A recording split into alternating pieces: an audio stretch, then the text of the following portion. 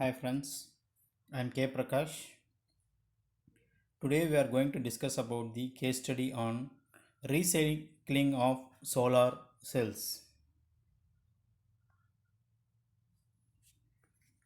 First, let us discuss about the solar cell. A solar cell is made of a pure silicon, which has an N-type layer and a P-type layer. Both these N-type and P-type layers are clubbed together and a junction is formed.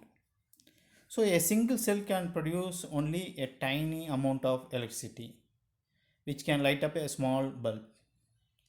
So a single cell is used in watches and calculators like that. So if the production has to be increased or the amount of the electricity generated has to be increased, so the cells has to be increased. So when the cells has to be increased, it is converted into an array. Then it is converted to a module. So that the joining of these solar cells is happening due to this. Now let us discuss what are the materials mainly used for solar cell manufacturing. Mainly we are using polycrystalline silicon cells, amorphous silicon cells and monocrystalline silicon cells. So in the processing of the solar cell, what happens is the silicon materials are kept at the center part, and then by using the glazing materials it is clubbed together and it is sealed together. Once if the solar cell is sealed together, it cannot be separated easily. It is not detachable. So if it has to be taken outside, the solar silicon cell has to be taken outside, the solar cell has to be broken into pieces. So that is, after that it will not be made for use. So this is the main disadvantage of the solar cell. So when we are considering the solar cell, what is the lifetime? The expected lifetime of the solar cell is about 30 years. So maybe around 30 years. So here in these solar cells, according to the usage, during this photovoltaic process, what happens is 20% decreases in the power capacity in the first 10 to 12 years.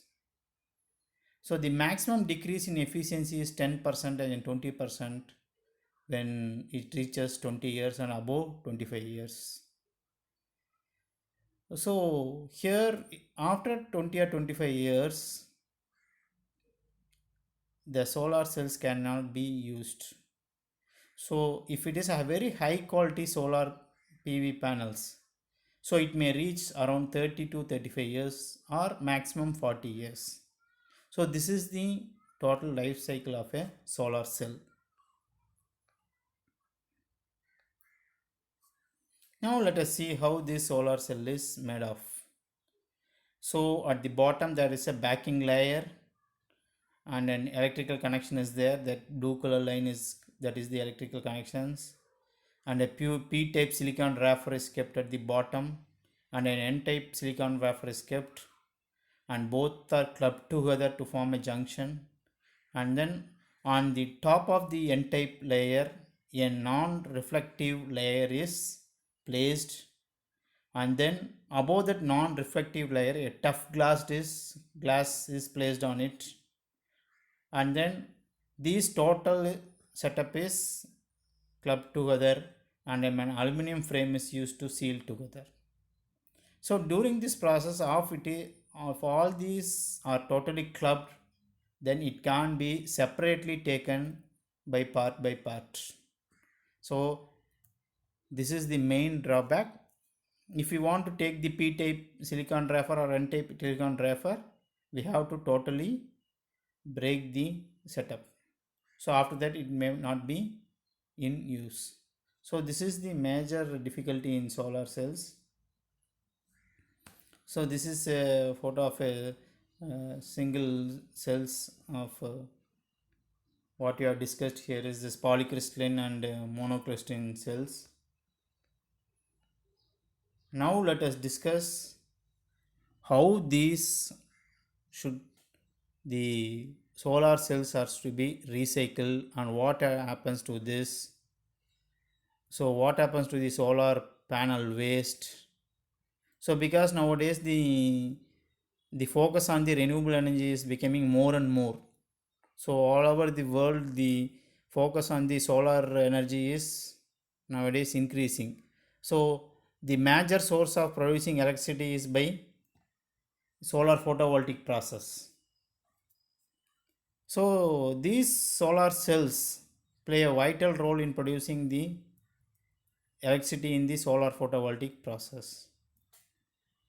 So after this process, what happens is when the solar cells are lifespan is completed, it is taken to the waste yard. In the first process, what they are taken is the aluminum and the glass parts are dismantled. So aluminum and the glass parts are dismantled, whereas the glass parts can be reused. 95% of the broken glasses can be reused. And the metal, the aluminum metal which is taken, it can be reused by 100%. So when these two are removed, there will be some plastic materials, that is this non-reflective layers. So by this thermal processing at a temperature of 500 degrees Celsius, what happens when thermal processing takes place? This plastic evaporates. This plastic evaporates, and then this plastic waste is used to heat or to burn, so that it produces the same heat is used for thermal processing. So now physically, now after the plastic is taken, now we will get the p type and the n type setups, where these modules are taken, and then it can be some 80 or 70% can be reused. These modules can be reused, and the silicon wafers which are broken, it is also taken and it is reused. Some 80 to 85% is silicon is reused. These modules are also reused and these silicons also reused. So this is how the recycling of these solar cells taking place. So another process of this is that shredding. The PV panels are to 4 to 5 mm. It is broken into pieces to remove the lamination, because lamination is done on the top surface.